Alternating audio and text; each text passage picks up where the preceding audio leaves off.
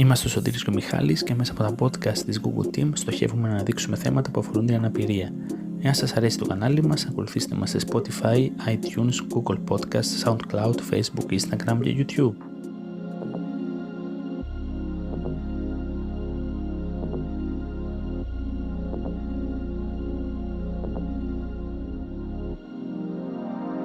Χαίρετε, είμαστε εδώ πέρα με τον Μπάμπη, τον Βαρετιμίδη. Μπάμπη, σε ευχαριστούμε πάρα πολύ που δέχτηκες την πρόσκληση και απάντησες και τόσο άμεσα. Εγώ ευχαριστώ, παιδιά, για την πρόσκληση, καταρχήν. Και να πούμε ότι ο Μπάμπης έχει έρθει στην ώρα του. Γιατί στο αμάξι σου του έχει το σημαδάκι του αναπήρου και πάντα αυτά τα πάρκινγκ είναι ελεύθερα και βρήκες να παρκάρεις πολύ εύκολα. Πανεύκολα, παιδιά. Ήταν όλα άδεια. Έτσι. Δεν ήξερα πού να πρωτοπαρκάρω. Γιατί ξέρουμε ότι γενικά τα πάρκινγκ των αναπήρων δεν τα πιάνουν άλλοι. Άμα θα σου πω ότι ακριβώς από πίσω μου ήταν παρκαρισμένος με μηχανή ένας ομορφάντρος, ωραίος, με το μαλλί γυαλισμένο. Και του λέω: συγγνώμη, λίγο να παρκάρω. Έχει κι αλλού, ψάξε. Η απάντηση. Έγινε αυτό, Ναι, τώρα εδώ προχωρώ. Κοίτα, πολλές φορές σκέφτομαι ότι είναι και αυτό πολύ σοβαρό πρόβλημα, αλλά ίσως μένουμε μόνο σε αυτό. Ενώ από πίσω υπάρχουν τόσα χιλιάδες προβλήματα στο αναπηρικό κίνημα. Που εγώ δεν είμαι αναπηρός για να πω ότι θα βρω λύσεις για όλα και θα πονέσω όσο εσείς. Αλλά πραγματικά νομίζω ότι ας μείνουμε σε αυτά και ας καταπολεμήσουμε και άλλες παθογένειες. Και της κοινωνίας, αλλά και του αναπηρικού κινήματος. Τι λες? Έτσι. Από εκεί που ξεκινάνε όλα. Εγώ είδα στο Instagram, το έχεις κάπου το έχεις στο Facebook, ότι είσαι co-owner. Στο Facebook το έχω, ναι. Για πες. Η οικογενειακή επιχείρηση είναι αρωματικά βότανα Ολύμπου. Μπράβο, ναι. Λοιπόν, ασχολήθηκα και με αυτό 4 χρόνια. Ήμουν στην Καλυθέα Λασσόνας, εκεί που είναι η καταγωγή μου. Είχαμε την ξεκίνησε η μητέρα μου αυτή την επιχείρηση. Βοήθησα κι εγώ κατά τη διάρκεια και μετά ασχολήθηκα για 4 χρόνια μόνο με αυτό το κομμάτι. Προώθηση και συσκευασία, πιάνω τα χεράκια μου, είπαμε. Τα πάντα. Οπότε πλέον τώρα η επιχείρηση υπάρχει, κανονικά, λειτουργεί, τρέχει μόνη της. Εγώ την τρέχω από Θεσσαλονίκη που είμαι. Μαζί με όλα τα υπόλοιπα που κάνω. Okay. Και μας είπες πριν ότι ένα από τα υπόλοιπα που κάνεις είναι και η δουλειά. Δουλεύεις σε ένα μαγειρίο. Για ένα άτομο με αμαξίδιο, που κινείται με αμαξίδιο, είναι δύσκολο να βρει δουλειά στη Θεσσαλονίκη? Εξαρτάται το είδος δουλειάς. Συνήθως. Ή μάλλον για να μείνουμε και συγκεκριμένο, συγγνώμη. Είναι δύσκολο ή εύκολο ή ό,τι νομίζεις εσύ? Λοιπόν, είναι δύσκολο ή εύκολο. Ήμουν στη Θεσσαλονίκη από το 13 μέχρι το 18. Έψαχνα να βρω δουλειά και δεν έβρισκα. Οπότε το θεωρώ ναι ότι είναι δύσκολο. Τώρα που ξαναγύρισα στη Θεσσαλονίκη, τον περασμένο Οκτώβρη, ήρθα στημένος, πήγα σε μια δουλειά του ξαδέρφου μου, οπότε οικογενειακή επιχείρηση κι αυτήνα. Την ξέρω τη δουλειά, την έχω ξανακάνει.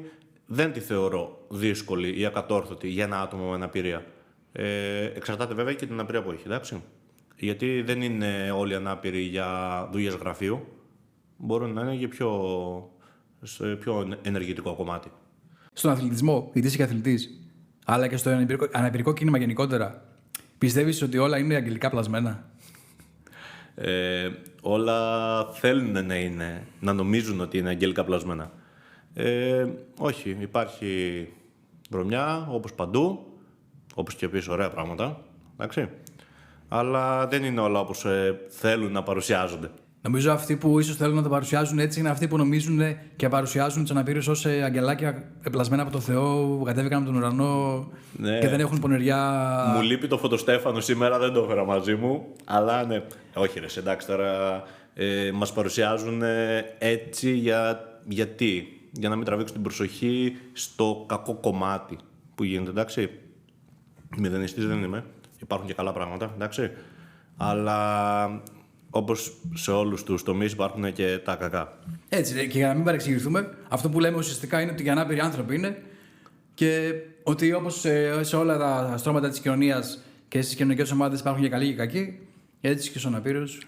Ναι, έτσι ακριβώς εσύ. Δεν αλλάζει κάτι. Θέλουν να περάσουν αυτό το κομμάτι, ότι είμαστε διαφορετικοί, αλλά όχι. Είμαστε όλοι ίσοι, όλοι ίδιοι. Νομίζω ένας λόγος που θέλουν να περάσει αυτό το κομμάτι είναι ότι με αυτόν τον τρόπο κάποιος που δεν είναι ανάπηρος και σε παρουσιάζει σε ένα σου αγγελούδι, θέλει με αυτόν τον τρόπο να φανεί και ανώτερός σου. Ότι κοίτα, εγώ το λυπάμαι, τον καημένο. Και εγώ είμαι ανώτερος που τον καημένος και ναι, επίσης γίνεται και το ανάποδο. Είμαστε ήρωες εμείς. Επειδή εγώ θα βγω να πιω ένα καφέ, είμαι ήρωας. Δεν είμαι ένας απλός άνθρωπος που θέλω να βγω να πιω, να διασκεδάσω, να κάνω μια βόλτα. Είμαι ήρωας, είμαι μαχητής της ζωής και έχω και ειδικές ικανότητες. Δεν στο έχω πει, το ακούω τρελά αυτό το πράγμα, εντάξει.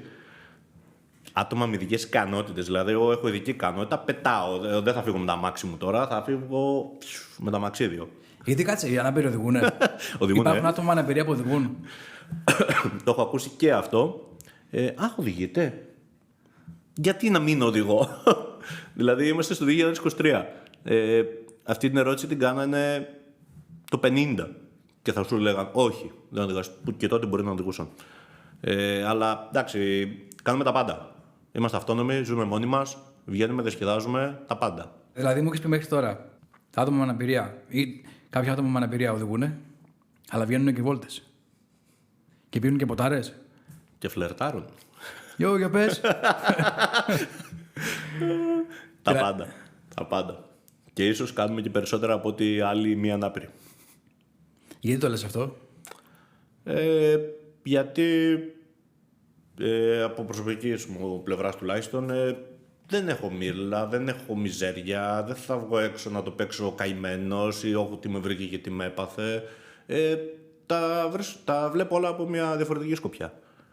Τη δική μου. Εντάξει, είμαι θετικός άνθρωπος, δεν τα βλέπω όλα ρόδινα, αλλά δεν θα καθίσω να πω όχι γιατί και να μην βγω γιατί θα με δούνε στο αμαξίδιο και θα πούνε «Α, κοίτα τον, είναι σε αμαξίδιο». Εντάξει, στην αρχή το βλέπα αυτό, το παρατηρούσα. Μετά πλέον το βλέπω και δεν με νοιάζει.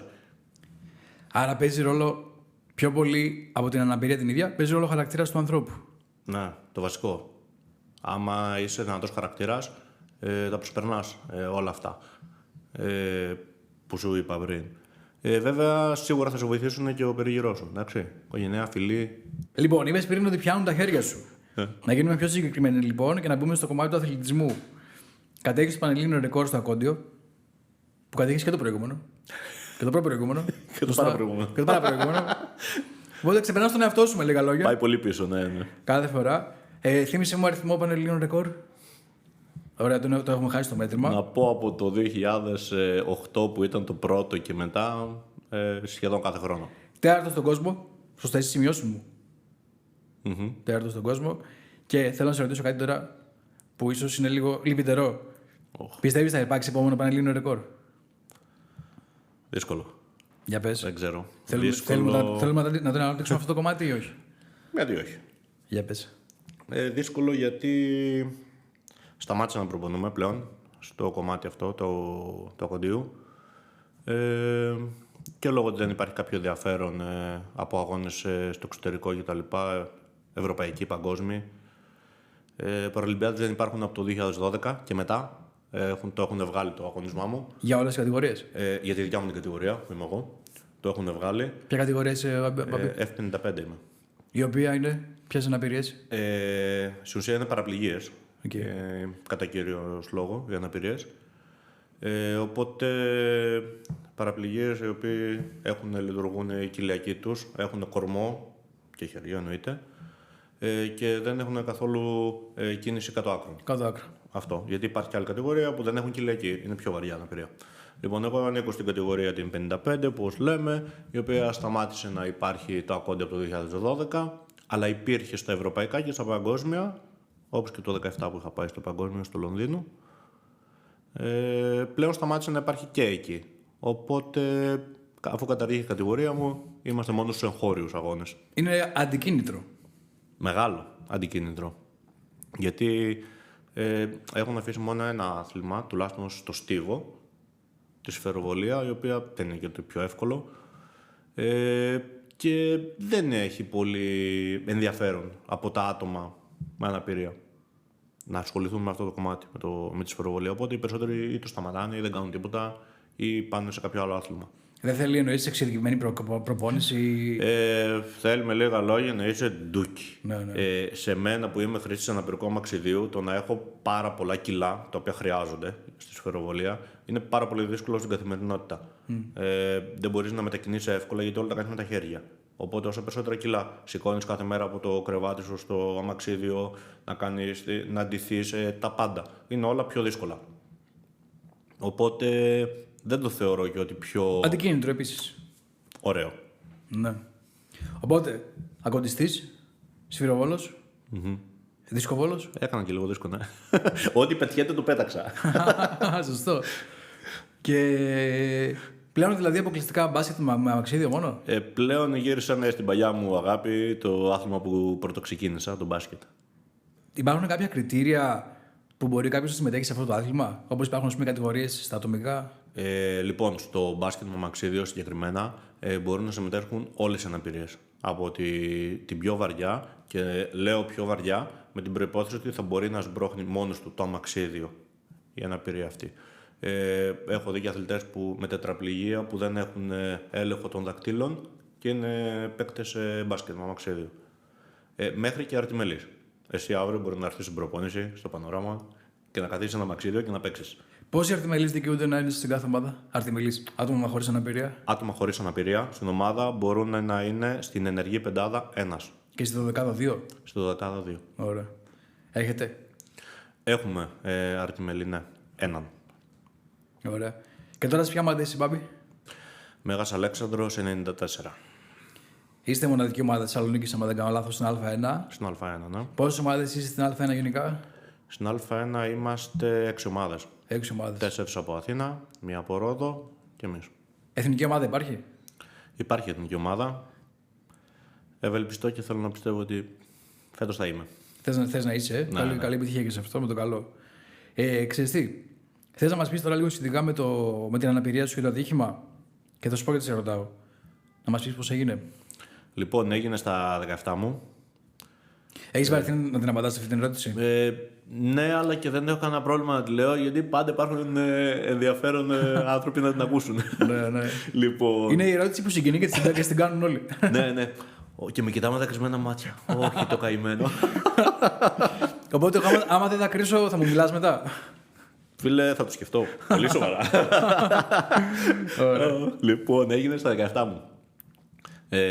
Με αυτοκίνητο. Στο χωριό που βρισκόμουν, στην Καλυθέα.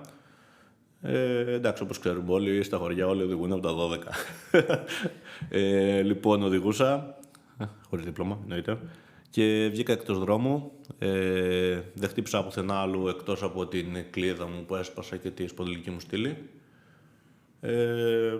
Νοτιός μυελός και τα λοιπά. Νοτιός μυελός, εννοείται. Κάκους νοτιό μυελού. Χειρουργία, επεμβάσεις, σπονδυλοδεσίες, λάμες, βίδες κτλ. Όπως όλοι, οι περισσότεροι. Λοιπόν, και μετά αποκατάσταση. Λάρισα. Χειρουργήθηκα εδώ Θεσσαλονίκη και έκανα αποκατάσταση για 2 μήνες εδώ πέρα. Με τον πολύ καλό μου φίλο τον Γιάννη. Λοιπόν, και έκανα 2,5 μήνες εδώ αποκατάσταση. Έφυγα και πήγα Λάρισα σε ένα κέντρο αποκατάστασης το 2006.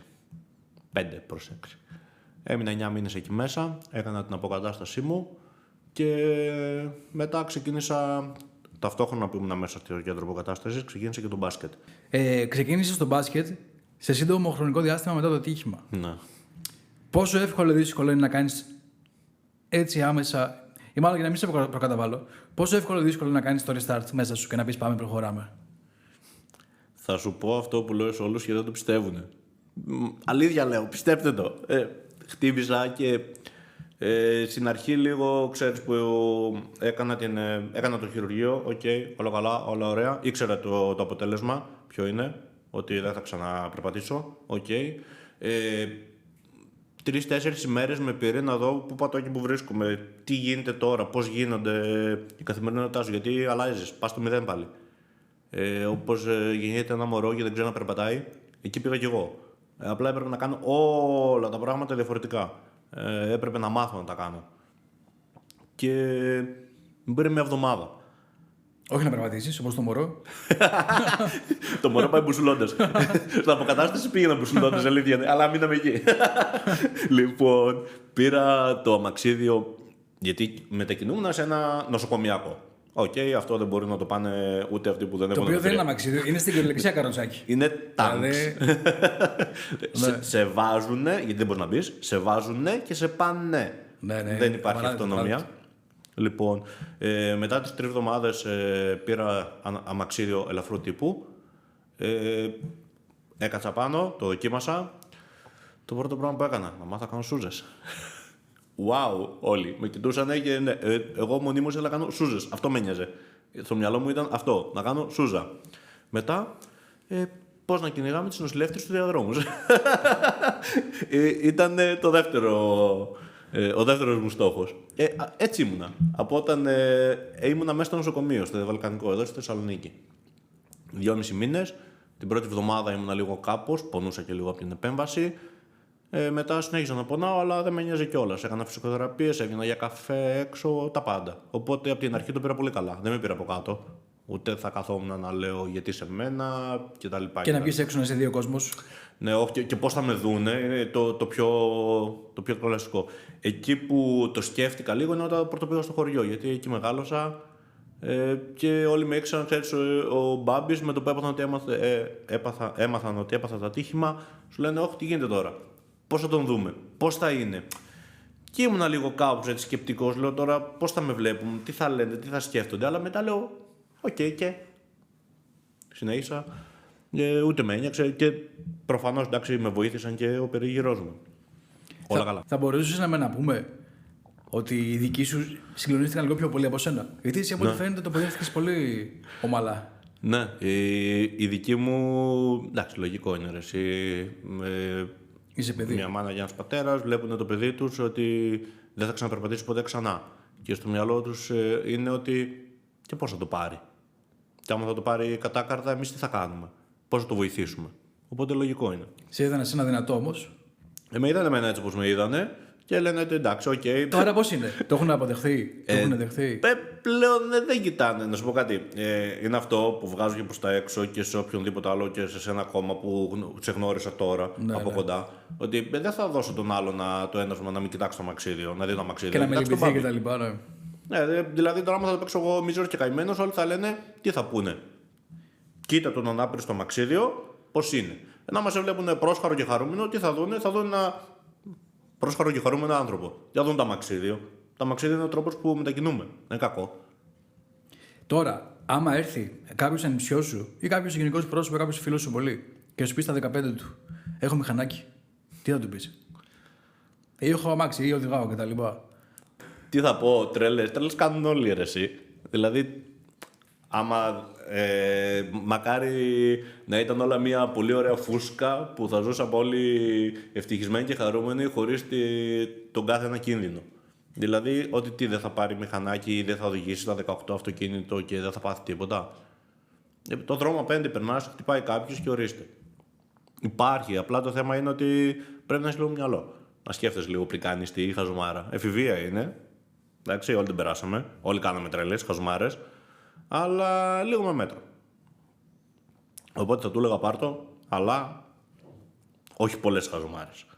Όλοι περάσαμε την εφηβεία που λες και άλλοι την πατήσαν περισσότερο και άλλοι λιγότερο. Πιστεύεις είσαι από αυτούς που την πατήσαν περισσότερο ή η αναπηρία δεν σημαίνει ότι την πάτησα? Θα σου πω κάτι το οποίο άκουσα πρώτη φορά από έναν άνθρωπο και μου άρεσε και αυτό με εκφράζει, είναι ότι άμα γινόταν τώρα να πατήσω ένα κουμπάκι και να πήγαινα στα 17 μου, εντάξει, πριν το ατύχημα, αν θα ξαναζούσα όλο αυτό το κομμάτι της ζωής μου, αν μπορούσα. Δεν θα το πατήσω στο κουμπάκι. Είμαι μια χαρά, έχω κάνει όλα όσα ήθελα, εντάξει. Και χαζομάρες και τρέλες και πέρασα και ωραία και έζησα μια πολύ ωραία ζωή μέχρι τώρα. Οπότε δεν μου έλειψε κάτι. Οι δικοί σου λένε πότε θα παντρευτείς και τέτοια? Για καλά, εντάξει, αυτό σε όλους το λένε. Μπράβο. Δεν σε λυπούνται? Φίλε, εννοείται, κάτσε, δεν κατάλαβα. Κι εγώ η απάντηση που τους δίνω είναι ότι δεν παίρνεις ένα μπλουζάκι, δεν σ' αρέσει, το δίνεις πίσω. Φίλε, πρέπει να δεις. Σ' αρέσει αυτό το μπλουζάκι, δεν σ' αρέσει. Λοιπόν, το ατύχημα συνέβη στα 17 σου. Ναι. Ωραία, 2005. Και διαβάζοντας αυτό, σκέφτηκα ότι πλέον τη μισή σου ζωή κινείσαι με αμαξίδιο. Ακριβώς. Είμαστε στη μέση περίπου. Ακριβώς στη μέση, ήμασταν πέρυσι τον Ιούλιο.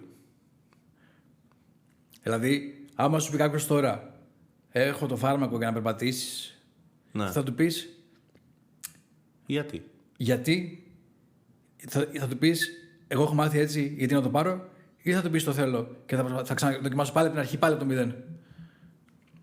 Δεν θεωρώ ότι είμαι στην κατάσταση τώρα να πω ότι ναι, μου έλειψε το περπάτημα. Να σου πω, ξέρεις πότε μου λείπει. Ότι υπάρχει καλοπάτι και δεν μπορώ να ανεβώ. Ναι. Εντάξει. Οπότε καθαρά θέμα προσβασιμότητας. Τι άλλο θέλω το κάνω. Όπου θέλω να πάω, πάω. Άρα μιλάμε μόνο σε μια συγκεκριμένη περίπτωση όπου δεν υπάρχει πρόσβαση για μένα. Για πες μου κάνα παράδειγμα, μπαράκι, ας πούμε, τουαλέτα κτλ. Μπαράκι, τουαλέτα, εντάξει, εννοείται, ναι. Αν και στα περισσότερα έχω πάει και σε υπόγεια έχω πάει και σε όροφο έχω πάει. Μην ρωτήσετε και πώς, έχω πάει πάντως. Άρα δεν λειτουργεί αποτρεπτικά για σένα αυτό. Όχι, τους βάζω και με κουβαλάνε. Δεν έχεις ράμπα, πρόβλημά σου. Ναι. Δεν είναι το ιδανικότερο, αλλά εγώ θέλω να πάω. Ωραία, και ξέρεις από πριν ότι η παρέα έχει πάει σε ένα μπαράκι που δεν έχει προσβάσιμη τουαλέτα. Ναι, Θες να πας επειγόντως και εσύ. εννοείται. Θα πας γιατί από ό,τι φαίνεται δεν είναι μασάζ. Τι θα κάνεις για να πας με το θέμα της τουαλέτας. Εντάξει, μετά από χρόνια εμπειρία, δεν θα πιω τόσο πολύ. Θα πιω μέχρι εκεί που με παίρνει. Μπάμπη οδηγάς. Μπάμπη οδηγάς. Και άμαξι, και άμαξι. Θα αρχίσει τις τρέλες. Συνήθως ναι, έτσι γίνεται. Ναι. Πιστεύεις ότι ο αθλητισμός, δεν θέλω να το κάνω συγκεκριμένο για τους αναπήρους, είναι διέξοδος για τον άνθρωπο γενικά? Ναι. Για όχι μόνο και στο κομμάτι της αναπηρίας, είτε είναι κινητική, είτε είναι νοητική, είτε είναι οτιδήποτε, για όλους τους ανθρώπους. Ξέρω άτομα που είχαν κατάθλιψη και ξεκίνησαν τον αθλητισμό. Όχι, δεν μιλάμε τώρα για πρωταθλητισμό, εντάξει, να πας και να κυνηγάς μετάλλια, να πας σε ένα απλό γυμναστήριο, να ξεκινήσεις να κάνεις κάτι. Και τα ξεπέρασαν όλα. Οπότε ναι, θεωρώ ότι ο αθλητισμός είναι το α και το ω στο κομμάτι της αναπηρίας. Σε βοηθάει πάρα πολύ σε όλα, εντάξει, και από προσωπικά εσένα. Εμένα με βοήθησε, με δυνάμωσε, οπότε έγινα αυτόνομος πιο γρήγορα. Γιατί εμένα τα χέρια μου πρέπει να είναι δυνατά για να μπορώ να αυτοεξυπηρετούμε όλη την ημέρα. Αν ήμουν αδύναμος, δεν θα μπορούσα να βγαίνω τώρα που σου είπα ότι πάρκαρα 5 τετράγωνα πιο κάτω. Κατέβα πεζοδρόμια, δεν υπάρχουν ράμπες. Υπάρχουν μια κλειστή ειδαπιή, με αλάρμ, κλασικά των 5 λεπτών. Σε 5 λεπτά, φιλαράκι, έρχομαι, 5 λεπτά τα αφήνω. Εντάξει, αυτά τα 5 λεπτά μπορεί να περάσει κάποιος. Τι θα κάνει, δεν θα περάσει. Οπότε. Και όχι μόνο ανάπηρος. Άνθρωπος που δεν έχει δυνατότητα να περπατήσει χωρίς βοηθητικό υποβοήθημα. Ναι, και με υποβοήθημα. Γονείς με καρότηση. Μπράβο. Με μωρό. Με μωράκια. Δεν είναι δηλαδή το κομμάτι της ράμπας και της προσβασιμότητας μόνο για μένα. Έτσι, γιατί για σε όλους. αυτό το κομμάτι ίσως γίνεστε λίγο οι κακοί και χωρίς λόγο. Και σας θεωρούν ότι εντάξει, πόσο είναι, 10%. πόσοι είναι. Σιγά. Κι όμως δεν είναι μόνο το 10%. Ξέρω και άτομα π.χ. που δεν βγαίνουν έξω για το λόγο ότι φοβούνται. Δηλαδή φοβούνται και το σκέφτονται και λένε πω, και εγώ άμα θα πάω εκεί και δεν μπορώ να κατεβώ, τι θα κάνω, θα κάθομαι να περιμένω. Και αγχώνονται και λογικό είναι αυτό, ρε παιδί μου. Δηλαδή τώρα, να σου λέμε εσένα, βγες έξω, πήγαινε και κάτσε στο πεζοδρόμιο και να μην μπορείς να περάσεις απέναντι. Τι θα κάνεις, θα περιμένεις πότε θα περάσει κάποιος που θα φιλοτιμηθεί. Γιατί ντρέπεσαι και να τον πεις, οι περισσότεροι ντρέπονται, δεν έχουν θράσος. Και θα τον πεις, βοήθησε με να περάσω απέναντι, γιατί δεν μπορώ, γιατί δεν έχει ράμπα, κατέβασέ με, ανέβασέ με. Και άμα σε ρίξουν και άμα πέσω, περνάνε πάρα πολλά από το μυαλό τους μετά. Αυτοί που μένουν μέσα στο σπίτι τους, πιστεύεις ότι δεν βγαίνουν επειδή φοβούνται την έλλειψη αυτών των υλικοτεχνικών υποδομών ή την ατέλειά τους, φοβούνται καθόλου και την αντίδραση της κοινωνίας, τη συμπεριφορά προς τα άτομα με αναπηρία και την αναπηρία γενικότερα? Θα ξεκινήσω και θα πω, η αναπηρία θέλει θράσος. Εντάξει, θέλει θράσος. Να βγεις έξω και θα απαιτήσεις. Εγώ απαιτώ τη ράμπα. Δεν τη ζητάω, να απαιτώ. Αν δεν υπάρχει η ράμπα, είμαι ανάπηρος. Άμα υπάρχει ράμπα, όλα καλά, όλα ωραία. Άρα, Δεν διαφέρεις. Ναι. Ποιος φταίει για τη διαφορετικότητά Γιατί σου? με παραγωνίζετε στο 10% που λέμε επειδή δεν έχει μια ράμπα? Και η ράμπα είναι και οι κλειστές θέσεις πάρκινγκ, η ράμπα είναι και τα μη προσβάσιμα μαγαζιά που δεν έχουν και τουαλέτες βέβαια κτλ. Όλα αυτά. Άρα Ποιος τε είπε εγώ είμαι ανάπηρος? Εγώ έπαθα ένα ατύχημα, τελείωσε. Το έπαθα, τέλος. Από εκεί και πέρα όμως, τι γίνεται? Βγαίνεις εξωτερικό και δεν υπάρχουν σχεδόν όλα αυτά. Άρα η αναπηρία του καθενός, γιατί και εμείς εν δυνάμει ανάπηροι είμαστε, οφείλεται στη συμπεριφορά της κοινωνίας και στις ελλείψεις της πολιτείας, παρά στην ίδια σωματική ή νοητική ή οποιαδήποτε άλλη αναπηρία του άτομου. Αυτό λέμε. Να. Συμφωνώ. Οκ, κατάλαβα τι λες. Απλά λέω πρέπει να είσαι φρασής και να βγεις και να ζητάς. Δεν είναι κακό. Και εμένα μου έχει τύχει να θέλω να πάω κάπου. 17 χρόνια χρήση στο αναπηρικό αμαξιδίου. Αυτόνομος πλήρως. Αλλά δεν μπορώ να ανεβώ το σκαλάκι. Θα ζητήσω βοήθεια. Δεν είναι κακό να ζητήσω βοήθεια. Όπως επίσης δεν είναι. Το ιδανικό θα ήταν να υπάρχει ραμπούλα ακόμα και στο σκαλάκι. Εντάξει. Για να είσαι τελείως αυτόνομος.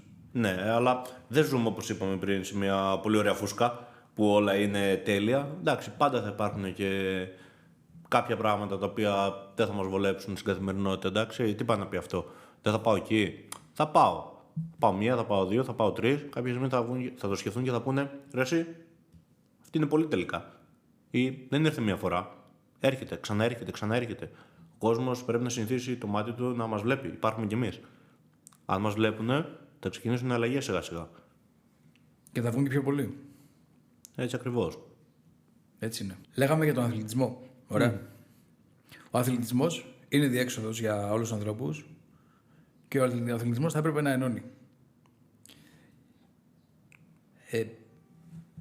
Όμως, με αυτό που μας είπες πριν, ότι η Επιτροπή έχει πάυσει από τους επίσημους ευρωπαϊκούς αγώνες και παγκόσμιους αγώνες το αγώνισμά σου στην κατηγορία σου το ακόντιο, είναι σαν να λέμε πλέον ότι ακόμα και το αναπηρικό κίνημα, οι εκπρόσωποι του, δηλαδή οι επίσημες επιτροπές του, δημιουργεί αποκλεισμούς για τους αναπήρους. Ναι, σε αποκλείουν. Κατά κάποιο λόγο.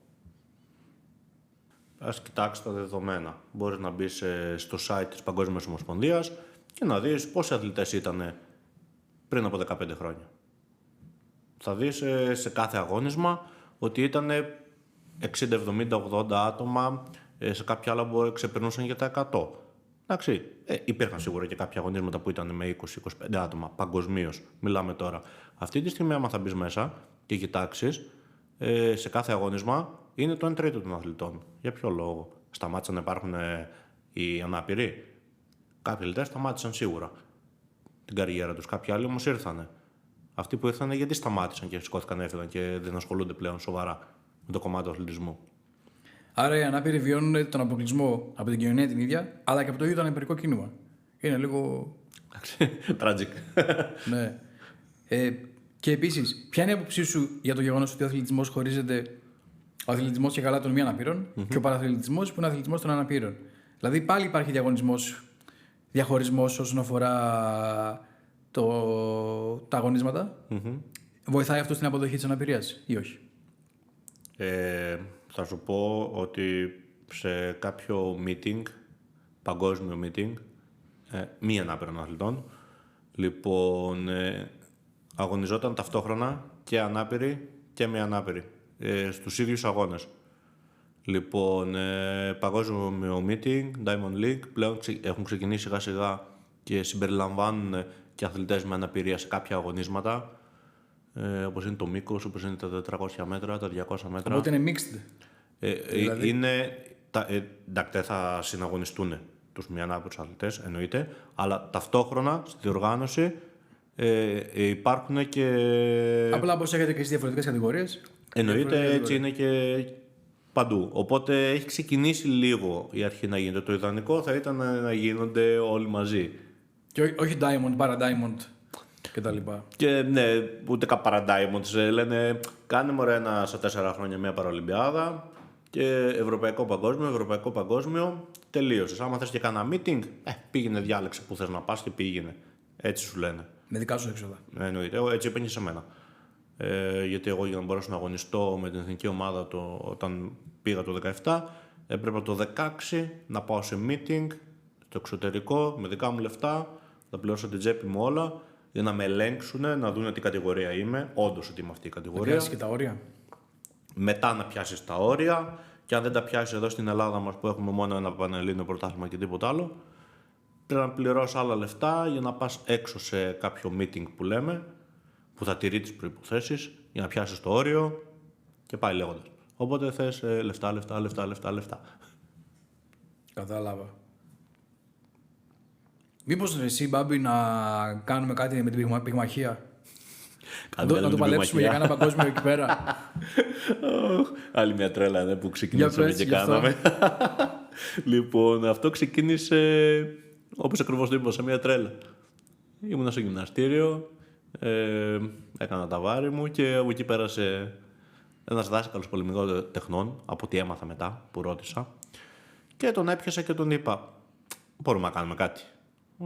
Τι εννοείς? Αυτός ήταν δάσκαλος αυτοάμυνας, κατά κύριο λόγο, και μου λέει: ναι, λέει, παίρνα λέει από τη σχολή μου να δούμε. Πήγα στη σχολή του μια βόλτα την επόμενη ακριβώς ημέρα, είδαμε τι μπορούμε να κάνουμε, είχε όρεξη κι αυτός, ασχολήθηκε, βγάλαμε κάποιες ασκήσεις οι οποίες ήταν προσαρμοσμένες σε χρήστη αναπηρικού μαξιδίου. Λοιπόν, και στην τελική ξεκινήσαμε σιγά σιγά δειλά-δειλά. Μετά, εντάξει, επειδή έχουμε τον κάλο στον εγκέφαλο ότι θέλουμε να τα κάνουμε όλα ανταγωνιστικά, οπότε άστι είναι αυτοάμυνα, ας πάμε στο κομμάτι της πυγμαχίας, μπορούμε να το κάνουμε και σαν άθλημα. Ψάξαμε, βρήκαμε που αλλού γίνεται, κλασικά εξωτερικό. Στην Ελλάδα ήμασταν οι πρώτοι που το κάναμε, οπότε δεν υπήρχε κάποιος άλλος να κάνουμε κάτι. Λοιπόν, αλλά εντάξει, είχαμε όρεξη, τρέλα, αυτά τα δύο χρειάζονται και το προωθήσαμε. Και εντάξει, εμείς δεν το προωθήσαμε σαν «Γεια σας, είμαι ο Μπάμπης, είμαι ο πυγμάχος και έλα να κονταροχτυπηθούμε». Εντάξει, το κάναμε πιο πολύ σαν εναλλακτικό τρόπο γύμνασης. Να δείξουμε ότι μπορείς να κάνεις και αυτό. Κάντο, άμα θέλεις. Γιατί δεν είναι η γυμναστική μόνο τα βάρη ή μόνο το μπάσκετ. Υπάρχει αυτό το κομμάτι, δοκίμασέ το, μπορεί να σου αρέσει. Και βρήκε απόϊχο, η αλήθεια είναι. Γιατί, εντάξει, το ξεκινήσαμε εμείς, το κάναμε, είχαμε όρεξη και είδα μετά από ένα διάστημα ότι ξεκίνησαν να βγαίνουν και στο ίντερνετ βιντεάκια με άλλους να φοράνε γαντάκια για να ξεκινάνε να βαράνε στο χάκι, να βαράνε. Ελλάδα. Ναι, εδώ Ελλάδα. Ναι, κανονικά. Όλοι ρωτούσαν πώς, μου έρχονταν μηνύματα από πολλά άλλα άτομα με αναπηρία που μου έλεγαν πώς το κάνεις αυτό, πώς γυμνάζεσαι για να κάνεις αυτό. Εννοείται, εντάξει, δεν είχα κάποιο πρόβλημα, έστελνα όλα τα βιντεάκια μου και τα λοιπά να τα βλέπουν και πολλοί έλεγαν έλα ρε, εσύ δεν το είχαμε σκεφτεί. Άρα κάναμε κάτι πρωτότυπο και εντάξει, έμεινε λίγο στο μάτι. Μας άρεσε. Προχώρησες κάτι, κάνεις Προχώρησε. Έστειλα ένα email στην Παγκόσμια Ομοσπονδία, επειδή είχα ακούσει ότι και κάποιοι στην Αγγλία είχαν ξεκινήσει πιο νωρίς από μένα. Δεν υπάρχει στα meeting και σε αυτά, στα Ολυμπιάδες και τέτοια? Δεν υπάρχει σαν άθλημα η πυγμαχία σαν αμαξίδιο. Δεν υπάρχει. Οπότε στείλαμε ένα mail στην Παγκόσμια Ομοσπονδία. Κλασικά δεν πήραμε ποτέ απάντηση. Η δικιά μας Ομοσπονδία μας κοίταξε με ένα μάτι έτσι και σκοτιαβγε. Λοιπόν, ασχολήθηκε εννοείται. Και ξέρω απλά ότι γίνονται ανεπίσημοι αγώνες πυγμαχίας αναπηρικό αμαξίδιο στην Αγγλία συνέχεια π.χ. Αγγλία, στη Σκωτία, στην Ολλανδία υπάρχει, γενικά παντού. Ανεπίσημα εννοείς στις pub και σε αυτά παράνομοι αγώνες? Όχι παράνομοι αγώνες, αλλά μπορείς π.χ. να πας, μακάρι να ήταν αυτό, wow, βγάζουμε και λεφτά.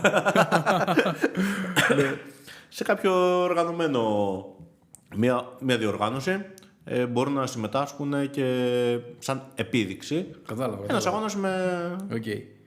Σου στέλνανε μηνύματα δηλαδή και άλλοι άνθρωποι από εδώ πέρα? Δεν ενδιαφέρθηκαν αρκετοί. Άμα επικοινωνήσει κάποιος μαζί σου, ναι, και σου πει Μπάμπη, δεν το ξέρεις έτσι. Πρώτο μήνυμα, τηλεφωνική κλήση. Μπάμπη με 17 χρονών, τροχαίο ατύχημα, κάκος νοτιού ομιλού. Θέλω τη βοήθειά σου, παιδί μου, ως προς την αποδοχή της νέας μου ζωής. Τι θα πεις και πώς θα συμπεριφερθείς? Πώς θα συμπεριφερθώ? Καταρχήν μου αρέσει να δείχνω αυτά που έμαθα, γιατί δυστυχώς εγώ ήμουν από τους άτυχους που δεν υπήρχε κάποιος να μου τα δείξει. Γιατί θέλεις, όπως είπαμε και στην αρχή, Είσαι ένα μωρό. Θέλω να σου δείξουν κάποια πράγματα. Πώς ντύνεσαι, πώς ξεντύνεσαι, πώς βάζεις τα παπούτσια σου. Εγώ δεν ήξερα πώς βάζω τα παπούτσια μου. Δεν γίνεται. Κι όμως σου φαίνεται πολύ απλό, αλλά για μένα ήταν σύνθετο. Πώς βάζεις το παντελόνι, πώς μεταφέρεσαι. Ξυπνάς το πρωί από το κρεβάτι, πώς θα πας στο καρότσι, πώς θα κρατήσεις το αμαξίδιο. Κάπως πρέπει να μεταφερθείς. Υπάρχει συγκεκριμένος τρόπος. Άμα δεν τον μάθεις, θα πέφτεις. Λοιπόν, οπότε όλα αυτά τα άμαθα μόνος μου. Με το δύσκολο τρόπο. Έπεσα, ξαναέπεσα. Αλλά τα έμαθα. Οπότε το πρώτο πράγμα που θα κάνω, το ρωτήσω που είσαι, πρώτον. Αν μπορώ να πάω, εννοείται ότι θα πάω ακόμα καλύτερα και τέτα-δε, να βρεθούμε. Να τον πω κάποια πράγματα, να του δείξω, τουλάχιστον από τη δικιά μου την οπτική γωνία, πώς είναι από εδώ και πέρα τα πράγματα. Εντάξει. Και από εκεί και πέρα να τον δείξω 5 πραγματάκια πώς να γίνει λίγο αυτόνομος. Και μετά κατά τη διάρκεια τα μαθαίνουν όλοι μόνοι τους, εννοείται. Θα του πρότεινες να πάει στο περπατό. Ναι. Είναι από τους πιο οργανωμένους λόγους στο κομμάτι αυτό. Το να γίνεις αυτόνομος. Θες να μας πεις λίγα λόγια για τον περπατό, γιατί νομίζουμε και εμείς σαν podcast ότι κάνει πολύ καλή δουλειά. Να πούμε δύο πράγματα. Εγώ με το σύλλογο του περπατώ το γνωρίζω από το 2015. Είχα πάει εκεί πέρα στην αρχή για 2 μέρες, σαν βόλτα.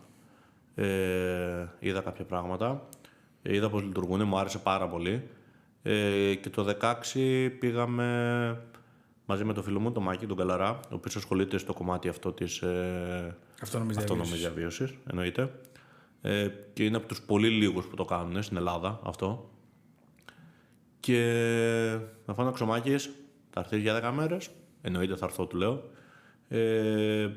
Ήταν κάποια άτομα, τους δείξαμε τα κολπάκια μας. Κάποια άτομα εννοείς που ήταν πρόσφατα τραυματισμένοι. Άτομα πρόσφατα τραυματισμένοι ή ακόμα και άτομα που δεν ήταν πρόσφατα τραυματισμένοι, αλλά δεν εξελίχθηκαν, δεν προχώρησαν παρακάτω στο να γίνουν αυτόνομοι και το θέλησαν όμως, οπότε έλαβαν και αυτοί μέρος. Το θέμα είναι ότι μέσα σε 10 μέρες έφυγαν άλλοι άνθρωποι από εκεί. Ήρθαν χωρίς να έχεις τόσο μεγάλη αυτοπεποίθηση, να χρειάζεσαι βοήθεια συνέχεια και μετά από 10 μέρες ήταν αυτόνομοι. Ουσιαστικά, με λίγα λόγια, ο περπατό σου δίνει την ευκαιρία να δεις ότι υπάρχει ζωή και μετά την αναπηρία. Έτσι. Για κάποιον που γεννήθηκε χωρίς αναπηρία, ας πούμε. Και λόγω κάποιας κάκωσης ή κάποιου εγκεφαλικού. Μπορείς να κάνεις τα πάντα. Δηλαδή, βοηθάει βέβαια και το ότι είναι και το τεφάι εκεί πέρα στην πόλη της Κομοτηνής. Οπότε μπορείς να ασχοληθείς και να δεις διάφορα αθλήματα. Σε συνεννόηση πάντα με το σύλλογο. Μπορείς να κάνεις. Εμείς κάναμε κανό, κάναμε υπαρσία. Κάναμε βόλτα με 4x4 στο βουνάκι της Λαγκάδια. Λοιπόν, βόλτες μέσα στην πόλη. Μπορείς να δεις πως είναι μια προσβάσιμη πόλη, γιατί η Κομοτηνή θεωρείται μια από τις πιο προσβάσιμες πόλεις της Ελλάδος. Έχει γίνει πολύ, πολύ καλή δουλειά από το σύλλογο εκεί πέρα. Νομίζω είναι και η top. Είναι top. Ακολουθούν λίγο και τα Τρίκαλα, αλήθεια είναι. Σωστά.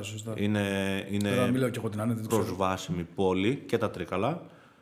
Και λίγο η Καρδίτσα. Έρχεται και η Λάρισα από πίσω σιγά-σιγά. Πάμε Λάρισα, να προβάλλουμε λίγο Λάρισα. Πάμε Λάρισα λίγο. Μιας και μιλάμε για αυτόνομη διαβίωση. Εδώ στη Θεσσαλονίκη, όταν ήρθες να μείνεις, βρήκες εύκολα σπίτι?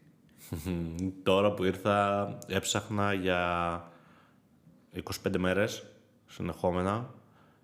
Είδα άπειρα σπίτια κάθε μέρα, αλλά όλα θα τους έλειπε κάτι. Θα είχαν ένα σκαλοπατάκι στην είσοδο, το σασέρ θα ήταν στενό, δεν θα χωρούσες. Η διαρρύθμιση θα ήταν χάλια. Οι πόρτες θα μπορείς να μπεις μέσα στο μπάνιο, το βασικό. Η τουαλέτα μας ενδιαφέρει να μπορείς να μπαίνεις μέσα στο μπάνιο, όχι απλά να τον κοιτάς απ' έξω. Και λες, έχω τουαλέτα. Λοιπόν, αλλά εντάξει, βρήκα. Βέβαια, και εντάξει, η περίοδος τώρα είναι, βλέπεις τι γίνεται με όλα τα πράγματα αυτά. Έχουν αυξηθεί, τα πάντα έχουν πάει στο Θεό τα νίκια, οπότε. Ναι, για σένα είναι μια έξτρα δυσκολία η διαρρύθμιση, η είσοδος. Για όλους η δυσκολία είναι στο κομμάτι το οικονομικό, να βρούμε κάτι στο budget που έχουμε. Ναι. Εμένα είναι και να βρω κάτι στο budget που έχω και να με βολεύει και να έχει έστω μια υποτυπώδη θέση για πάρκινγκ κάπου κοντά, να μην το παρκάρω πάντα 3 τετράγωνα μακριά. Είναι και αυτό ένα κομμάτι. Πού μένεις σε μέρος που έχει δυσκολία στο πάρκινγκ? Όχι, σε όλα ήμουν πολύ κολόφαρδος. Λοιπόν, μένω Ευκαρπία. Χαλάρα οι δρόμοι, χωρίς κίνηση κτλ. Εννοείται. Πάρκινγκ έχω στα 20 μέτρα από το σπίτι μου. Δεν το λέω για σένα τέλεια πως ανάπηρος. Το λέω τέλεια γενικά είναι ανθρωπιά αυτό. Από όλους. Ναι. Εννοείται. Για όλους. Είναι ποιότητα ζωής. Δεν θέλω καθόλου το κέντρο, το μισό του κέντρο δεν μου αρέσει καθόλου. Τιμή μας που ήρθες. Σε ευχαριστούμε πάρα πολύ. Ναι, ρε, δηλαδή είμαι από τον Οκτώβριο εδώ πέρα. Έχει πάει Απρίλιος και έχω βγει όλο 2 φορές όλο στο κέντρο. Γενικά... Το έχεις βαρεθεί και από παλιότερα. Το έχεις ζήσει παλιότερα πιο πολύ. Το έχω ζήσει παλιότερα, ναι, η αλήθεια είναι πιο πολύ. Αλλά πλέον τώρα κοιτάω την ευκολία μου. Ναι, δηλαδή, μου είναι πολύ δύσκολο μετά τώρα να έρθω με τα μάξι να ψάξω να βρω πάρκινγκ. Που συνήθως θα είναι κατηλημένα ευτυχώς πολλές φορές από άλλα άτομα με αναπηρία. Οπότε κομπλέ, λες, μια χαρά, power, δεν πειράζει γιατί δεν βρήκα. Εγώ λέω να πηγαίνεις στα πάρκινγκ που είναι πληρωμή και να τους λες: σας παρακαλώ, είμαι ανάπηρος. Βάλτε με τζάμπα. Λυπηθείτε με λίγο το παιδί. Έτσι να χρησιμοποιήσετε την αναπηρία. Είμαι ήρωας, θέλω να πάω για καφέ. Ναι. Ωραία, τέλεια. Τώρα στη Θεσσαλονίκη ήρθες τον Οκτώβριο. Ήσουν και πέρυσι όμως. Αφού έπαιζες και στον Άρη. Ερχόμουν από αγώνα σε αγώνα. Σοβαρά. Να, και προπονήσεις. Προπονήσεις, τι να πω, με θεωρούσαν τόσο καλό που με δέχτηκαν να έρχομαι χωρίς. Τότε με προπονήσεις φέτος είσαι σίγουρα για εθνική. Χωρίς προπονήσεις. Εντάξει, δεν θέλω να λέω μεγάλα λόγια. Μ' αρέσει. Και γενικά είμαι άνθρωπος που αν θα ασχοληθώ με κάτι, θέλω να το κάνω όσο καλύτερα γίνεται. Είμαι ανταγωνιστικός, πολύ ανταγωνιστικός. Οπότε θεωρώ ότι έχω βελτιωθεί αρκετά. Τώρα από εκεί και πέρα είναι στο κομμάτι της Ομοσπονδίας, ποιοι θα διαλέξουν κτλ. Μπάμπη, σε ευχαριστούμε πολύ. Αυτά ήταν για σήμερα. Τέλεια. Ευχαριστούμε πολύ που δέχτηκες και πάλι να έρθεις. Ωραία κουβεντούλα κάναμε. Και για την κουβεντούλα που είχαμε, σωστά. Ευχαριστούμε τον Χρήστο που ήταν ο σκηνοθέτης μας και ηχολήπτης. Ευχαριστούμε και τον Νίκο, τον φίλο μας, για την παραχώρηση του χώρου. Έτσι. Τα λέμε σε επόμενο podcast.